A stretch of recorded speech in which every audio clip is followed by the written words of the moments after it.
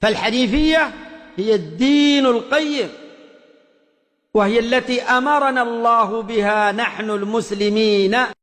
بسم الله الرحمن الرحيم. الحمد لله رب العالمين، ثم الصلاة والسلام على أشرف الأنبياء والمرسلين سيدنا ونبينا محمد وعلى آله وأصحابه أجمعين، وبعد. Assalamu alaikum wa rahmatullahi wa barakatuh. Donc nous sommes aujourd'hui donc le 24 octobre de l'an 2025, conformément au 2 de Jumad al-Oula 1446 de l'Hégire. Donc nous amorçons l'étude du document Al-Ba'oun al-Nawiyya, l'imam al-Nawawi rahimahullah ta'ala. Et avant donc de rentrer dans l'étude du document, nous allons d'abord parler donc du Cheikh al-Nawawi, Imam al-Nawawi rahimahullah. طيب إذن أبو زكريا يحيى بن شرف النووي الشافعي المشهور بنسبته النووي. Imam al-Nawawi, c'est un savant qui est reconnu, d'où le nom, le kunya Abu Zakaria et le nom Yahya ibn Sharaf. Yahya ibn Sharaf al-Nawawi al-Shafi'i. Il fait partie donc des imams donc de la madhhab al-Shafi'iyya. Taïb, al-Mashhur binisbatihi al-Nawawi. Donc il est reconnu par son appellation à travers donc son affiliation à An-Nawawi. Donc ذلك سمي أو إذا سمي بالنووي. Donc le cheikh il est né en l'an 676 de l'Hégire, conformément à 1277 de l'an millénaire. Donc 676 de l'Hégire, conformément à 1277, alors donc de l'année hégirienne et grégorienne. Mais son décès alors est en l'an 631 de la Hijra an-Nabawiyyati al-Sharifa. Et son décès aussi coïncide effectivement dans l'année 1233 du calendrier grégorien. Donc, huwa muhaddithun wa faqihun wa lughawiyyun. Donc, il fut vraiment un érudit en sciences du hadith et également aussi en sciences de la jurisprudence islamique. Également aussi dans la langue arabe. Imam al-Nawawi rahimahullah, il fut alors un grand savant alors dans ces funun là. Wa ahadu abraz fuqaha al-Shafi'iyya, il fut parmi donc les grands savants reconnus donc de la madhhab al-Shafi'iyya. Aywa istashhara bi kutubihi wa tasanifihi al-adida fi al-fiqh wal-hadith wal-lughah wat-tarajum. Il est connu à travers donc ses œuvres. Imam al-Nawawi rahimahullah est reconnu à travers donc ses écrits, à travers donc ses ouvrages, parmi lesquels il a écrit donc sur le fiqh, et sur les hadiths, il a écrit aussi sur les lugha, il a écrit également aussi alors donc sur la vie des auteurs. Donc on peut citer parmi donc les documents que Imam al-Nawawi rahimahullah a écrit, le Riyad al-Salihin qui est répandu, qui est reconnu dans le monde entier, alors comme étant vraiment un document islamique qui regroupe beaucoup d'abwab et beaucoup de kutub al-ilmiyya. Donc il a écrit également aussi sur le al-adkar, sur les évocations.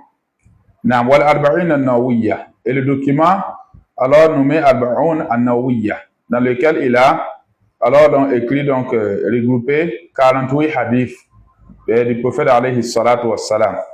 Wa minhaj al-talibin wa rawda. Donc tous ces sont des documents que Imam al-Nawawi Imam al-Nawawi rahimahullah alors donc a illustré. Wa yusafu bi annahu muharrar al-madhhab al-shafi'i wa muhadhibuhu. Il est décrit comme celui qui est comme un réformateur donc de quoi?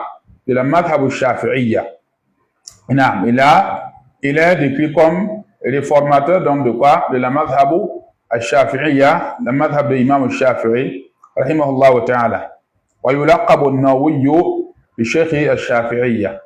L'imam al-Nawawi, alors, il fut alors considéré et il fut effectivement donc nommé ou surnommé comme Cheikh al-Shafi'iyya. Cheikh al-Shafi'iyya, bien le grand savant donc de la madhab al-Shafi'iyya. فإذا أطلق لفظ الشيخين عند الشافعية أريد به النووي وأبو القاسم الرافعي. Donc, si on parle de deux cheikhs, lorsqu'on dit dans la madhab al-Shafi'iyya, al-Shaykhayn. Lorsque vous entendez parler de Shaykhayn, dans la madhab al-Shafi'iyya, alors on veut de par cette appellation Imam al-Nawawi. Imam al-Nawawi, et puis Abul Qasim al-Rafi'i. Abul Qasim al-Rafi'i. Donc, Imam al-Nawawi, rahimahullah, pour résumer, il est né dans le mois de Muharram. Dans le mois de Muharram, comme nous l'avons cité, en 631 de l'Hégire. En 631 de l'Hégire, alors, et son décès a coïncidé, alors donc 676 de l'Hégire. Donc, il est né en 631 et il est décédé en 676. Donc, sa durée de vie est de 45 ans. Donc, Imam al-Nawawi, il a vécu, alors donc, dans ce dunya, alors 45 ans. Bien. Imam al-Nawawi, rahimahullah ta'ala, il est né fi Nawa. Donc, à Nawa, dans l'an 631, comme on l'a dit, walamma balagha 20 sinina ja'alahu abuhu fi Dukyan. Lorsqu'il a atteint alors donc 10 ans, son père l'a mis alors donc dans une boutique. Pour que alors ils apprennent pour qu'ils apprennent à faire donc le commerce. فجعل لا يشتغل بالبيع والشراء عن تعلم القرآن الكريم وحفظه. Mais le cheikh rahimahullah, il n'a pas alors donc aimé alors le commerce plus que la recherche de la science. Donc il occupait beaucoup plus de son temps alors dans la quête donc de la science, également dans l'apprentissage du Coran et dans sa mémorisation.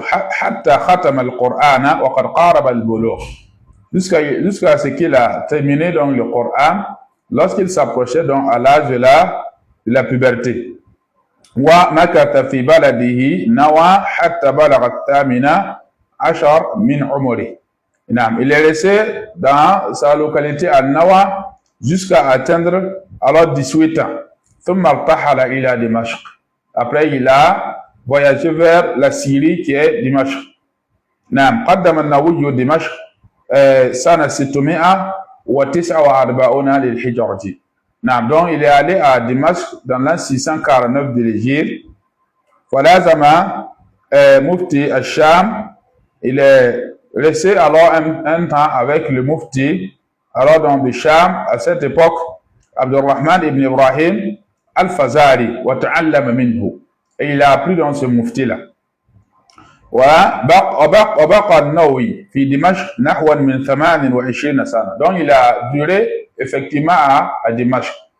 Il est resté là-bas alors donc pendant 18 ans. Pendant 18 ans. Bien, donc, pour dire qu'en fait, il a passé alors dans sa jeunesse, la majorité de sa jeunesse là-bas à أمضاها كلها في بيت صغير في المدرسة الرواحية يتعلم ويعلم ويؤلف الكتب وتولى رئاسة دار الحديث الأشرفية إلى أن وافته المنية سنة 676. Donc il a passé vraiment sa jeunesse alors dans la recherche de la science, dans la transmission de la science, mais dans une vie modeste. Il fut effectivement donc parmi donc les ascètes. Il a vécu dans l'ascétisme, il vivait dans une maison alors tellement modeste et il passait vraiment donc beaucoup de son temps alors donc à enseigner et à recevoir donc la science auprès des grands savants. Auprès des grands savants. Et il a été également aussi, alors donc, un raïs de Dar al-Hadith al-Ashrafiyya. De Dar al-Hadith al-Ashrafiyya, jusqu'à ce que Allah le rappelle en l'an 676 de la Hijratu al-Nabawiyya. Donc, voilà ce qu'on peut dire en résumé, alors dans ce qui est Imam al-Nawawi rahimahullahu ta'ala.